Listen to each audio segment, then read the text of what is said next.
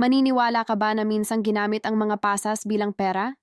May arkeolohikal na ebidensya na nagpapakitang ginagamit na ito noon pang 3,000 BC, kasing halaga ng ginto sa Mesopotamia at Ehipto. Ang pasas ay simpleng ubas na pinatuyo, maaari sa ilalim ng araw o kahit sa loob ng bahay. Sa pamamagitan ng mga rutang pangkalakalan tulad ng Silk Road, naging mahalagang kalakal ang pasas. Pinapahalagahan dahil sa mahabang shelf life at mataas na enerhiya. At hindi lang itim ang pasas. Depende sa uri ng ubas at paraan ng pagpapatuyo, maaari itong maging ginto, berde, o pula.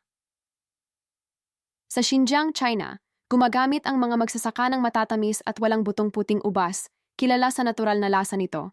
Ang pagpapatuyo ay maaaring tumagal ng ilang araw hanggang ilang linggo.